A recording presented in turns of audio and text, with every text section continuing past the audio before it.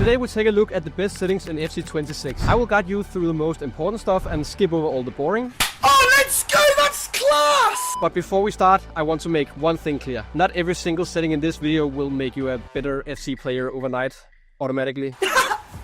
So take this video as an inspiration. Try the settings out and take the ones that feel good for you. But well, I'll not waste any more of your time. Let's get into it. And we start off with the gameplay settings. And here you first of all have to switch to the competitive preset. You have to use that anyways for competitive game modes like rivals, champions and so on. And if you don't, the game will force you to it anyways in game. So make sure you just set it right from the start. Moving on to the shooting, and this is super important. For the shot assistance, you have to put this on precision shooting. Now it is still partially assisted, so don't you worry. It's not manual or anything. But the big difference is that if you learn how to use the precision shooting, you'll get way more accurate shots and faster ball speeds. Think of it this way. Assisted feels easier at first, but gives you weaker and less control shots, where precision shooting on the other hand takes a lot of practice, but when you get used to it, it pays off. So keep this on precision. Moving down here to passing, through pass assistant is on semi, lob through pass is on semi, ground pass assistance I keep on assisted, cross assistant I keep on assisted, lob pass assistant is on assisted, pass receiver lock I put to late, and precision pass sensitivity I keep on normal. And as you can see, most of these settings are actually just default settings, but it's still good to double check, because if something's wrong here, the passing will feel awful as well. Down here to defending, where I first of all put clearance assistance to directional, and don't use classic for this. If you do, you can't really decide where the ball goes or how far it will get. Have it. And that's the last thing you want when you clear the ball. Defending, I put on advanced defending. For me, this feels the best. You get way more controls over the tackles. I also see some people using tactical for this, but I think that advanced is way better. Just try it out for yourself, honestly. Down here to professional fouls, I keep this on. And for those of you that don't know, if you press R1 and X on PlayStation or RB and X on Xbox, you can pull down and stop your opponent's attack no matter what. But keep in mind, you will usually get a yellow card for this, but in some cases, that's just what you want at that time. Pass block assistance, I also put on. Moving on to the switching. Auto switching, I keep on loose balls and air balls. Auto switching movement is set to none. Right stick switching is set to classical. And please don't spam L1 to switch players, that's bad. Instead, learn how to use the right stick. It will make you a much better defender. Right stick, switching preference, I keep this to player relative. Do not use ball relative. It just switches to whoever's closest to the ball, and in most cases, that's not what you want. On the right stick switching sensitivity, it depends a lot of how you like it. Some use 4, some use 6, some use 7. I just keep it at 5, right in the middle. Try out a few games and see what works out the best for you. Next, player switching, I keep on classic. Reaction time calibration is off. Player lock you can turn on if you know how to use it. Otherwise, just keep it off. Don't mess with that. Onto dribbling here with simplified skill moves, and I keep this setting off. And both goalkeeper settings I leave by the default settings, assisted and default. Nothing too special here. But down here at controller preferences, analog sprint is off for me, and there should not be any discussion of putting this on. If it's on though, the sprint speed depends on how far you press R2 or your sprint button down. So you will only reach maximum speed when you press it all the way down. And I think this is completely useless, honestly, because you always want a full sprint when you run with your player. So keep this on.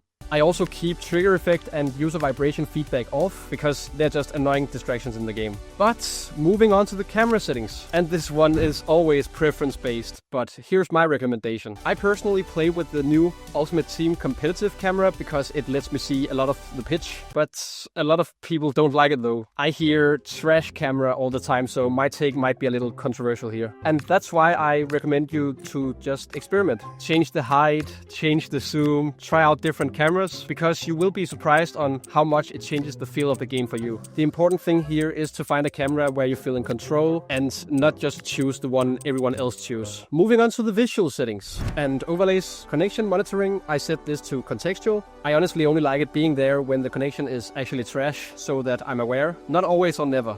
Input overlay, I keep that off. You can turn it on if you want to see your controller inputs on the screen. It's a cool feature and all that, but I don't use it. Most of the other overlays I keep on, although I have seen some pro players telling you to turn off like skill moves and weak foot so you can see it on the screen. They say you should memorize all your skill moves and weak foot abilities of your players. But let's be real here, for most casual gamers, especially from the start of this game, these overlays are actually super useful. Most gold cards aren't great early on, and having that information on the screen actually makes a difference. Well, for me at least.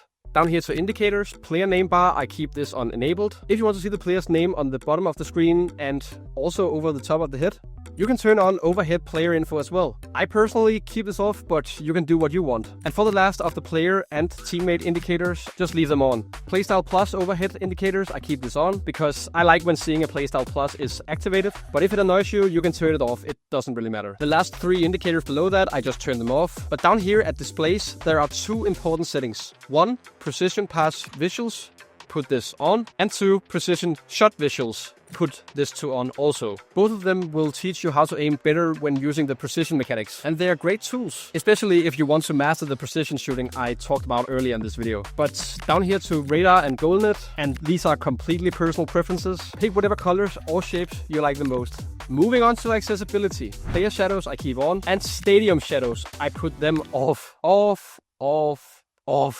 EA finally gave us the opportunity to turn them off, so do yourself a favor here. People will still try to pick annoying stadiums for rival or champs, so you better change this before you're gonna play in a shadow stadium again. I also turn camera shake visuals off and POV camera scenes off. I just find them quite distracting, but if you like them, you can keep them on, but I'll just keep them off. And for the rest, like colors, subtitles and so on, I just keep all of these settings on the default settings. If you want to change any of them, you can play around with it yourself. Moving on to audio. And again, this is also very much personal preference, but here's what I do. First of all, I always turn the music off. Boring! Because I like the old FIFA soundtracks more, and nowadays I just play Spotify when I actually want music. Control volume, I put this all the way down, it's too annoying. Commentary volume I put on 0 also because I find this very distracting when I game. Boring. But I keep stadium ambience at 10.